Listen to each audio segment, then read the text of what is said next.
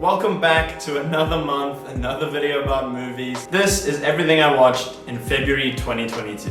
The first movie I watched this month was Encanto, and it was beautiful. There were so many aspects of this movie that was just gorgeous to look at. There were so many things when watching this movie that I was pointing out, like, whoa, look at that thing. Oh my gosh, that thing has bokeh, there's this lighting, there's rim lighting and reflections in her glasses, and it was just brilliant. It was so nice to look at. By far, my favorite song and sequence in this movie was Luisa is, I believe, her name, the really strong sister, about the pressures of being strong and the older sister and just carrying all that weight. It was such a nice song, but also the sequence itself and all the transitions through her catching things and all of that kind of stuff, and dropping into other scenes and sheeps across the screen and all kinds of things. I think that was my favorite part. Now, this movie is an interesting one. I wasn't particularly excited to watch it, but because the cast was so heavy and there were so many people that I really enjoyed to watch,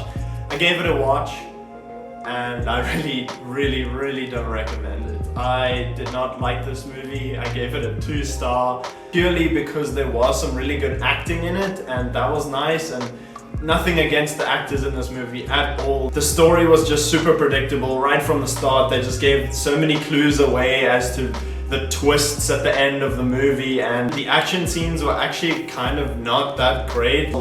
We're just there for thrill factor, but it wasn't really that thrilling. I did kind of like Sebastian Stan's scenes towards the end though. I think he played the character and the bruteness really well. Spoiler alert if you watch this movie. There was this one scene where he had taken the agent's relatives or significant other or just people they care about hostage, and he actually ended up killing them, which that was kind of shocking, and it doesn't happen often in movies actually that they actually go through with killing the hostages, so that was shocking, and I did actually really like seeing that and the way that he played it. So yeah, just like Eternals, even though this entire movie was not that great, it does have that one redeeming factor. Next up, I watched The Tinder Swindler, which was unbelievable. Every second I was like, what the hell is going on right now? I can't believe this really happened. This is insane. And yeah, I don't want to spoil anything about this. I think you should definitely go watch it. The storyline and the soundtrack, it just follows so well and keeps you on the edge of your seat. It was really shocking. At this point, I was really just looking for a classic old school comedy, and Couples Retreat is exactly that. There's a lot of really cringy scenes and a lot of jokes that really would not fly in 2022, but it was kind of funny, and I watched it through and it was exactly what I needed. But in all honesty, if you really had to look at it, it's really not that great of a movie. And then I watched Murder on the Orient Express. And this movie was really interesting. I actually really liked it. I saw, looking at other reviews on Letterboxd, that people found it really boring. But I actually kind of liked how long it took to get everything out, because that's kind of how a murder mystery is. It's not a quick, fast-paced, action-y, blah, blah, blah, blah, there we go, solved. It's slow and methodical, and I actually really liked the pacing of this movie.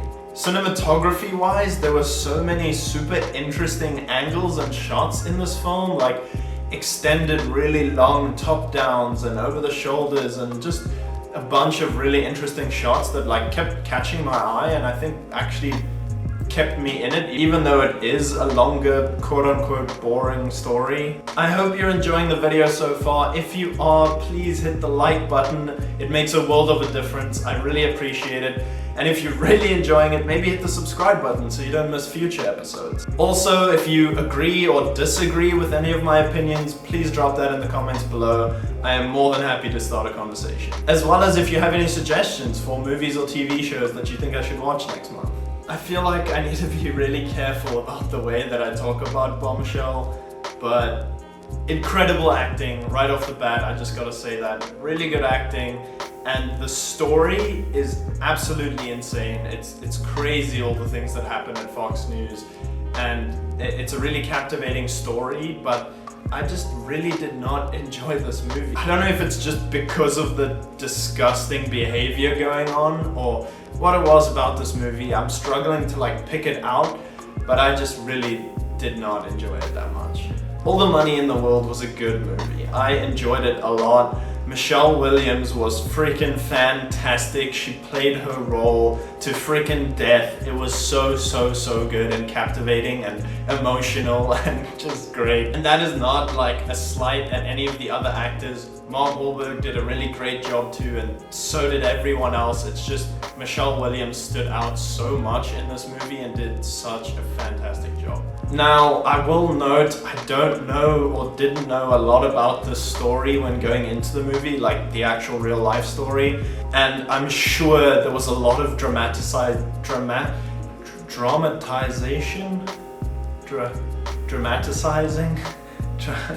What? How do you pronounce that word? And I'm sure there was a lot of fictionalization and dramatic license used when making this movie, but I don't really care, to be honest. When watching the movie as a standalone movie, it is fantastic. The story is crazy, and yes, I understand how some people are like, well, it's not being done justice, but like when looking at the movie as a standalone movie, I don't think it should be judged for that, because it is a movie. Naturally, it will bring in a little fiction, and I thought it was really good. The Mitchells versus the Machines. Oh my goodness, where to start? By far my favorite movie of the month. This movie was freaking fantastic. I understand the Oscar nominations, and I can really feel the like Spider-Verse style and Lego movie humor, and I know some of the people worked on a show called Gravity Falls 2, and I actually kind of feel some of that attitude in this movie too. This movie was funny, it was beautiful to look at, there was such nice colors in some scenes that really popped and like made me go, wow, that looks incredible. It's emotional, it's relatable, it's funny, it's real. I seriously loved almost every part of this movie. Onto the series side of things, and another stunning animation. This month I watched Arcane. Again, just a note, other than what I now know about this show and the lore behind it, I know nothing about League of Legends. I think I gave it a try and played it for like maybe an hour, probably less, on someone else's computer. But the show is like slowly starting to make me want to play the game. I'm wondering what the stats like Queen's Gambit and chess are for this series and League of Legends. I really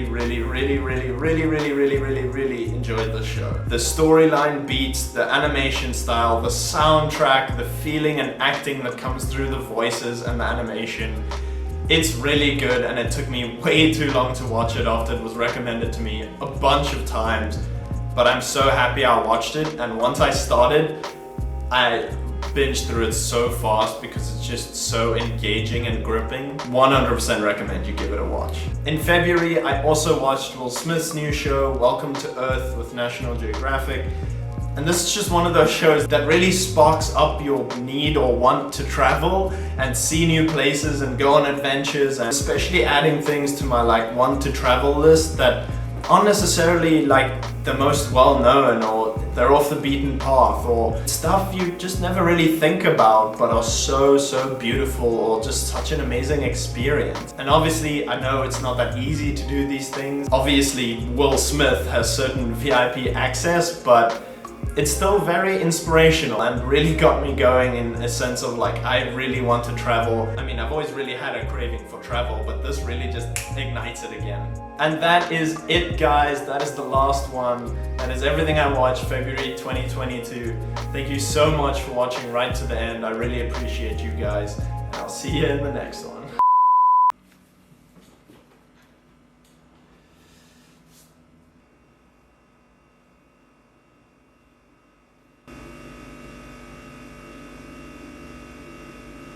There was something else I wanted to say about this movie, and now I don't remember.